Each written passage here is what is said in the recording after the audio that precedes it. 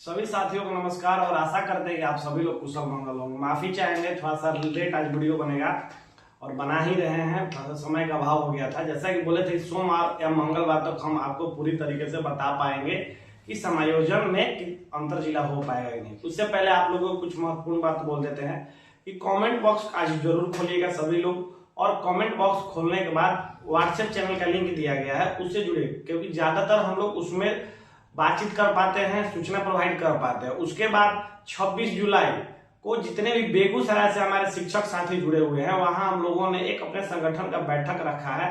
Community post में address दे दिया है कि सामुदायिक भवन वार्ड नंबर 29 बाघा चौक के पास आइएगा लोग 12 बजे करीब। तो बेगूसराय के लोगों जो जुड़ रहे हैं वो ध्यान दीजिएगा और व्हाट्सएप चैनल को जरूर से जरूर जुड़े ताकि हमारी संख्या बल बढ़ सके। अब आते हैं मेन मुद्दा पर, जो आपका सवाल था। ज्यादा आपका समय लेंगे नहीं, क्योंकि ज्यादा समय आपके पास लेंगे तो आप लोग अति होइएगा, परेशानी सबको है। और ये समायोजन का जो बात चल रही थी कि समायोजन कैसे होगा, क्यों से किसका होगा, इस पे भी थोड़ी चर्चा की जाएगी। उससे पहले हम लोग एक लाइन में बिना घुमाए फिराए इस बात को समझते हैं कि शायद 99.9% आपको अंतर जिला में समायोजन करने का मौका नहीं मिलेगा।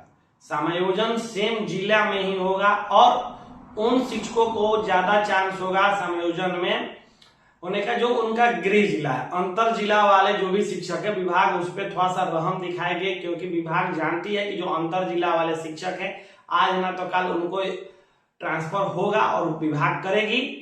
हो सकता है अगले महीना, अगले साल, जो भी किस्मत की बात। तो इस वजह से सोचेगी कि जितने सेम जिला के कैंडिडेट है समायोजन में उनको ही शामिल किया जाए। ठीक है, बाकी एका दुक्का तो अपवाद सभी जगह होते हैं, इसमें भी हो सकता है, लेकिन ज्यादातर चांस है विभाग इस पे सोच रही है।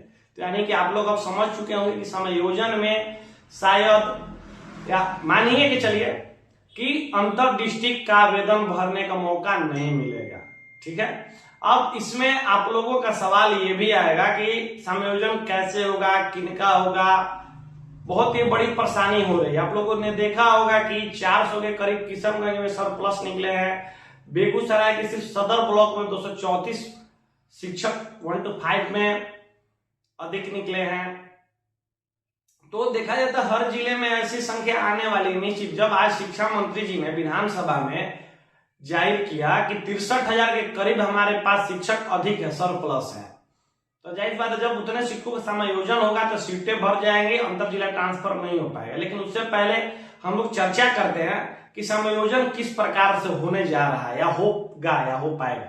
लेकिन जहां तक जो सूचना मिली है, तो सबसे पहले क्या होगा कि विद्यालयों की जारी एक सूची कर दी जाएगी, या दूसरा ये होगा कि जिस जिस विद्यालय में जो शिक्षक अधिक हैं उसमें सबसे वरीय शिक्षक का सूची जारी कर दी जाएगी। दूसरा यही है। लेकिन पहला जो हम बोले विद्यालय वाला 80% उसी का चांस है, 20% ही ये चांस है कि शिक्षकों की सूची जारी चाहिए। इस पर भी मंथन चल रहा है कि क्या जारी किया गया। तो विद्यालय का जब जारी होगा, जैसे पता चला कि जब विद्यालय की सूची जारी होगी, जैसे किसी जिला का एग्जाम्पल है, जैसे भोजपुर जिला का एग्जाम्पल ले कि भोजपुर जिला में जितने विद्यालय में सरप्लस शिक्षक है उस विद्यालय की सूची जारी कर दी जाएगी कि फलाना फलाना विद्यालय में इतने संख्या अधिक है शिक्षक। जैसे कोई प्राथमिक विद्यालय हो गए सरथुआ, उसमें 6 शिक्षक हैं और उसमें से 3 शिक्षक अधिक है, तो उसमें से कहा जाएगा कि अपना मन से अगर जो भी शिक्षक इसमें से हैं 3 का 3 या 6 का 6, लेकिन हटेंगे वहां से 3 ही। लेकिन अगर आपका मन है तो आप सारे लोग समायोजन में अप्लाई कर सकते हैं, और उसमें से अगर 6 के 6 लोग अप्लाई कर दिए तो उसमें से देखा जाएगा जो सबसे वरीय होगा उनका किया जाएगा, उनसे कम वरीय का किया जाएगा, और उनसे कम वरीय का करके 3 आदमी कर दिया जाएगा। अगर वो 6 में से 3 ही आदमी करते हैं तो 3 आदमी का जाहिर सी बात हो जाएगा। और उस विद्यालय में कोई नहीं करता है तो विभाग आपको अपने मन से, यानी विभाग अपने मन से आपको कहीं भी आपके बगल के पंचायत, महिला होंगी तो, और पुरुष होंगे तो बगल के प्रखंड में भेज देगी। तो समझदारी यही रहेगी कि जो आपको रिक्ति दिखाई देगी, रिक्ति बताई जाएगी कि इस विद्यालय में इतने शिक्षकों की कमी है और उसी में आपको आवेदन करने का मौका मिलेगा, तो आपके सहूलियत के हिसाब से उसमें भर दीजिएगा, तो एक जाना पहचाना इलाका में जाने का चांस रहेगा। लेकिन अगर विभाग भेजेगी तो हो सकता है कि आरा वाले को तरारी भी भेज दे, दरभंगा जो मनीगाछी में है उनको किरतपुर भी भेज दे। तो इसमें ही अपने समझदारी के हिसाब से फॉर्म भरना है। बात समझ रहे हैं? तो यानी कि आपको पहला मौका दिया जाएगा कि आप अपने से समायोजन करा ले। अब कौन कराए कौन ना कराए आपके ऊपर पहले बार छोड़ेगा। अगर आप नहीं कर पाए तब विभाग आपको उस विद्यालय के सबसे सीनियर मोस्ट को पहले हटाएगा। उसके बाद उससे कम अनुभव जिसका ज्यादा रहेगा, क्योंकि एक ही विद्यालय में जो ज्यादा दिन से टिके हुए हैं विभाग उनको हटा देगा अपना मन से। लेकिन अगर मान के चलिए मेरे एग्जाम पर ले लेते हैं कि मेरे स्कूल में 4 टीचर अधिक है, तो 4 टीचर अधिक है, उसमें से 2 आदमी का जाने का मन है, 2 आदमी का नहीं जाने का मन है, तो 2 आदमी फॉर्म भर लेगा। अगर वो दोनों आदमी के जाने का मन नहीं है तो विभाग अपने से जो पुराने सीनियर शिक्षक होंगे उसमें से उनको मौका पहले दे दिया जाएगा, उनको हटा देगा। एक सवाल आया मेरे पास कि भैया विशिष्ट का पहले होगा कि बीपीएससी का समायोजन में विभाग खुद से करेगी? तो इसमें कॉमन सा सेंस है, विशिष्ट को सेवानिवृत्तता के लिए जब चिट्ठी जारी हुई थी कि उनका सेवा की गणना की जाएगी, तो आपसे सीनियर हैं, अनुभव के आधार पे, एक्सपीरियंस के आधार पे उनको किया जाएगा। वो एक ही विद्यालय में ज्यादा दिन से टिके हुए हैं। बात समझ रहे हैं? तो जो आपके मन में डाउट था कि संयोजन में अंतर जिला का होगा कि नहीं होगा, तो अंतर जिला को मौका नहीं दिया जा रहा है। उसके तत्पश्चात 16-17 सितंबर से समान ट्रांसफर होगा। उसमें से दिव्यांग को पहले होगा, महिला को होगा, वो भी मेरिट के आधार पर। मेरिट का आधार जो अंक निर्धारित किया गया है 100 अंक मैक्सिमम, उसी का अनुरूप होगा। आप लोग वो वरीयता सूची पढ़े भी होंगे, जिसमें कैंसर पीड़ित को 20 नंबर, पत्नी के आधार पर 10, ऐसे बहुत सारी चीज है। सेवा का अंक भी है कि आप 1 साल अगर नौकरी पूरा कर लेते हैं 31 मार्च तक, तो आपको 3 साल, जैसे टीआरई 1 का 3 साल काउंट होगा, टीआरई 2 का भी शायद 3 ही साल हो जाएगा, टीआरई 1 का 1 साल, टीआरई 3 का 1 साल सेवा अंक मिल जाएगा। फिर विद्यालय का कैसा आपका टायर है, जैसे नगर निगम का 1 पॉइंट निर्धारित किया गया है, नगर पंचायत जहाँ 7.5% करीब है कि वहाँ 2 नंबर, और ग्रामीण क्षेत्र होंगे 3 अंक, और सुदूरपुर हो गए हैं 5 अंक, उनका भी अलग अलग निर्धारित किया गया है। जैसे जिसका मान के चलिए जो सबसे ज्यादा दूर है उसको 5 अंक मिलेगा अपने विद्यालय के आधार पर, जो नगर निगम है उसको 1 अंक मिलेगा विद्यालय के आधार पर। ये सूची विभाग आपका खुद से खुद निकालेगी। जब आपने डीसीए फॉर्म अपडेट कराया था तो उसमें स्पष्ट सारी चीजें जानकारी दी गई है कि आप कब ज्वाइन किए थे, कहाँ ज्वाइन किए थे, विद्यालय का वर्तमान क्या है, वो सारे विभाग जानते हैं कि हमारा विद्यालय किस लोकेशन पे है, कहाँ खेत में है और कहाँ मेन हाईवे पे है, कहाँ बीच शहर में है। तो वो खुद पे खुद वो गणना कर लेगी। एक तरह से समझिए वो खुद कैलकुलेट कर लेगी। आपको समझ में आया? म्यूचुअल को लेकर बार बार सवाल है कि भैया क्या विशिष्ट और विद्यालय अध्यापक हो सकता है? तो भाई ये नहीं हो सकता है। आपको लगता है कि इससे सुविधा बढ़ जाएगी, लोगों को ऑप्शन बढ़ जाएगा, जाहिर सी बात है ऑप्शन बढ़ जाएगा, लेकिन कैडर टू कैडर ही विभाग रखेगी। इसके अलावा वो कैडर टू में एक्सचेंज नहीं करने देगी, विशिष्ट का विद्यालय से करा ले, विद्यालय का विशिष्ट से करा ले, ऐसा नहीं हो पाएगा मेरे भाई।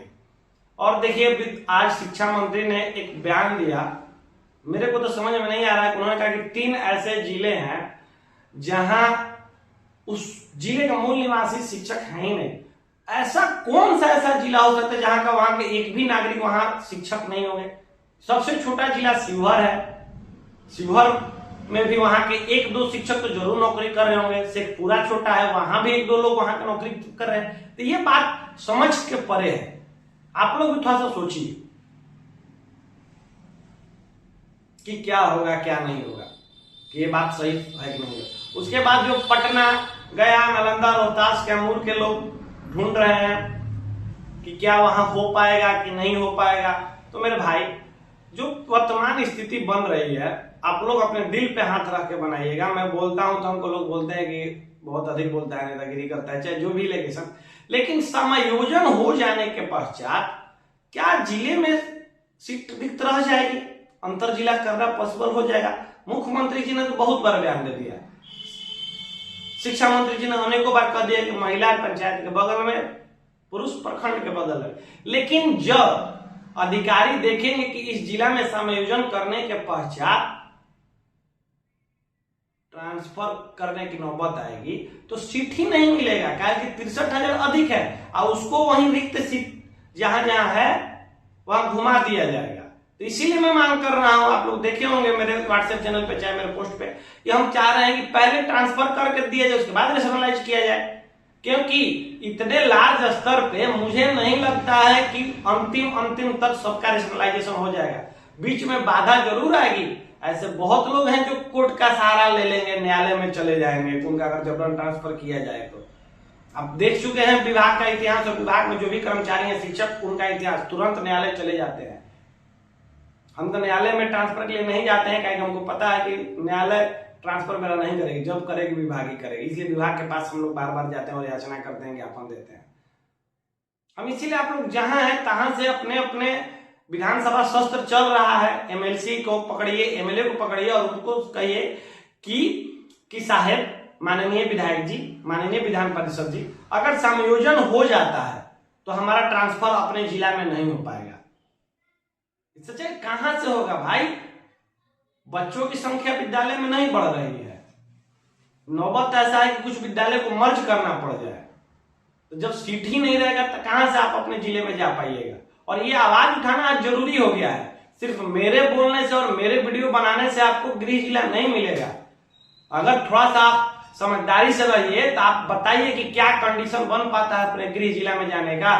हम किसी को झूठ बोल दे कि हाँ आप चले जाइएगा, और अंतिम में देख रहे हैं कि वहां सीट ही नहीं बच रहा है। गया कभी पीडीएफ आया था, वहां भी एक्सेस शिक्षक निकल रहे, कुछ विषय में खाली निकल रहा है।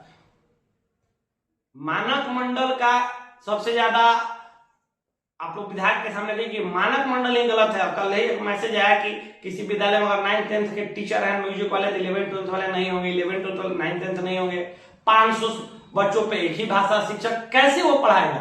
कोई आप लोग में से ये सोच पाया कि भाई 30 बच्चा पर एगो शिक्षक कह दिए, लेकिन वर्ग के आधार पर क्या होगा? तब जो विद्यालय में एक शिक्षक 3 कंबाइंड क्लास चलाएगा तो कैसे चला पाएगा कि 10 मिनट इस पे 10 मिनट इस पे 10 मिनट, क्या बच्चे को एकाग्रता से ध्यान दे पाएगा? तो 5 तरह का सिलेबस तैयार करने की जरूरत नहीं है। एक 1-2 का सिलेबस तैयार किया जाएगा, 3-5 का किया जाए। अलग अलग किताब छापने की भी क्या जरूरत है? क्योंकि इस आधार पे कोई भी शिक्षक अगर 30 बच्चे के हिसाब से चलाएगा और वर्गवार नहीं कक्षा लेगा तो उसका सिलेबस कंप्लीट नहीं होगा। तो यहां भी तो उन गरीब दबे कुचले जो भी बच्चे आते हैं हमारे सरकारी विद्यालय में, वंचित लोग, उनका तो हकमारी है। और यहाँ यही समाज के जो लोग हैं तुरंत विद्यालय में पहुंच जाते हैं, कुछ यूट्यूबर है, पत्रकार टाइप के, वो लोग को ये नहीं दिख रहा है कि इससे आपकी गुणवत्तापूर्ण शिक्षा खराब होगा। ये आप लोग की जिम्मेदारी है, कोई नहीं उठाएगा तो हम शिक्षक है, हमें उठाना पड़ेगा कि वर्गवार के हिसाब से विद्यालय का पैमाना होना चाहिए, अन्यथा फिर ट्रांसफर नहीं हो पाएगा। और ये मैं इसलिए कर रहा हूं कि ये करेंगे तो हर विद्यालय में सीटें निकलेंगी कि 2 सीट कहीं कहीं 1 सीट, वैकेंसी भी बढ़ेगी। नहीं तो जो मानक मंडल है टीआरई 4 में उतना सीट नहीं आएगा, 5 में तो लूल हो जाएगा और ट्रांसफर भूल जाइए। मान लीजिए जिस विद्यालय में 5 कक्षा है तो वहां 5 शिक्षक चाहिए ना, लेकिन बच्चा के आधार पर वहां 3 का जरूरत अधिकार है, तो 2 सीट वहां कम हुआ तो 2 आदमी का उस सीट पर ट्रांसफर हो सकता था। ट्रांसफर नहीं तो 2 आदमी का वहां वैकेंसी हो सकता था, लेकिन दोनों खत्म हो जाएगा। बहुत समझदारी से इस तरीके से आपको गिरफ्त में ले लिया गया है कि हम लोग चाह के भी अपने गृह जिला में जाने से वंचित रह जाए। कहना आसान है मंत्री जी का कि आपको गृह जिले में भेज दिया जाए, जब करने की नौबत आई तो आप लोग देख रहे होंगे कि मंत्री जी ने कहा कि अगले 10 दिन में सब अपने गृह जिले में चले जाएंगे, और उसका इतना बड़ा अधिसूचना आ गया कि 31 अक्टूबर तक आपको डेट मिल गया। तो बताइए कि 3 महीने तो अभी आपको समय दे दिया गया। अगले महीने, अगले पल, अगले दिन क्या हो जाएगा किसी को कुछ समझ में नहीं आता है। हम आपको जागरूक करने के लिए चाहते हैं कि आप लोग जागरूक होइए। आज बीपीएससी वाले, खासकर मैं शिक्षकों से थोड़ा सा कहना चाहूंगा, आप लोग बुरा नहीं मानिए, लेकिन आप लोग एक्स्ट्रा ऑर्डिनरी तेज हैं। जब आपको यूनिटी में रहने को आती है तो नहीं आते हैं, जब आपको किसी कार्यक्रम में बुलाया जाता है तो नहीं आते। जब तक एकजुट नहीं होइएगा, सिर्फ अपने काम से मतलब रहिए, मेरा काम बनता भाड़ में जाए जनता, इस तरीके से विभाग में आप नौकरी नहीं कर पाइएगा। कदम कदम पे चुनौतियां आएंगी, कदम कदम पे आपको परेशानी आएगी, उसको मिल बांट के ही सॉल्व करना पड़ेगा। आज सर्विस बुक बहुत जिला में नहीं खुला है, बहुत लोगों को मातृत्व अवकाश नहीं मिलता, बहुत लोगों को चिकित्सा अवकाश नहीं मिलता, अकेले जाते जाते कार्यालय थक जाते हैं। वो भी कार्यालय नहीं भी जाना है, बार बार चिट्ठी निकली है तो जब तक एकजुट नहीं होएगा, आपकी समस्या को उठाने वाला कोई नहीं होएगा, सिर्फ कोई अगर कुछ कोई बोलेगा तो उस पर कहिएगा कि नेतागिरी कर रहा है, उसका मनोबल तोड़िएगा, तब तक काम नहीं होगा। हम लोग भी छोड़ देंगे, हम लोग को भी क्या ठेकेदारी थोड़ी है कि भाई एक तरफा काम करते रहो, ना फाइनेंशियल आप लोग को सपोर्ट करना है, ना फिजिकल करना है, ना मेंटली करना है। कोई भी आपके लिए अगर सचिवालय जाता है तो उसका फाइनेंशियल खर्च भी हो लगता है, लेकिन हम लोग तो अपना उठाते हैं, सभी के लिए उठाते हैं। 50 रुपए जीरोक्स कराने में, रंगीन टाइपिंग कराने में निकल जाता है, लेकिन वहां सहयोग की भावना नहीं है। बस काम की, जैसे मैं आज एक पोस्ट किया कि सभी लोग को 26 जुलाई को आना है बेगूसराय वाले को, तो नीचे कमेंट आता है कि फलना मेरा हो पाए। अरे भाई पहले मैसेज पढ़ो कि किस चीज के लिए है, यहाँ क्या जरूरत है। कोई मैसेज यहाँ नहीं आता है मेरे को कि हाँ हम लोग आपके साथ मिलकर काम करना चाहते हैं, सिंगल मैसेज हमको प्राप्त नहीं होता है। धीरे धीरे हमको भी मोह भंग हो रहा है कि क्या ही लड़े किसी के लिए जब सहयोग नहीं मिल पा रहा है। 38 जिला में हमको इकाई बनाना था, कहां बन पाया। देखिए भाई, हम बहुत मेहनत कर सकते हैं, बहुत प्रयास कर सकते हैं, लेकिन उसके लिए आपका हमको साथ चाहिए, तन मन धन से। आप अगर साथ नहीं दीजिएगा भाई मेरे, तो काम नहीं हो पाएगा, मेहनत नहीं हो पाएगा, हिम्मत नहीं हो पाएगा, क्योंकि परिश्रम हम लोग करते हैं, मेहनत करते हैं, और कुछ अनर्गल लोग आगे कमेंट पे गाली भी दे देते हैं, वो भी सहते हैं। किसके लिए? आप सभी के लिए, और खुद के लिए भी। हमको भी ट्रांसफर चाहिए, हमको भी वेतनमान चाहिए। आप लोग क्या समझते हैं जी, आज 21 तारीख है, आज वेतनमान केस की सुनवाई होने वाली थी, तो आप जाकर पता कर लीजिए कि आज हमारा केस ही नहीं लगा। 70,000 रुपया हमारा फ्लाइट का जियान हो गया वकील को देने में। 70,000 पानी में बुड़ गया। भाई आया है जाएगा ना, आज केस नहीं लगा तो वो तो रहेगा नहीं। अब कब सुनवाई होगी कब नहीं होगी, सोचिए किस तरीके से कि आपका केस, जिस दिन हमारा वकील टोटल आ जाते हैं उस दिन केस ही नहीं लगता है। इसमें से बहुत लोग होंगे जो 1 रुपया का फाइनेंशियल सपोर्ट नहीं किए होंगे केस में, लेकिन वेतनमान की चर्चा जरूर करते हैं कि क्या कब होगा कब नहीं होगा। एक बार आईना देखिए और सभी लोग मिलजुल कर करिए, यही आपसे बहुत आग्रह है हाथ जोड़ के। चलिए, बहुत बहुत धन्यवाद जुड़ने के लिए आपका। आशा करते हैं आप लोग सभी लोग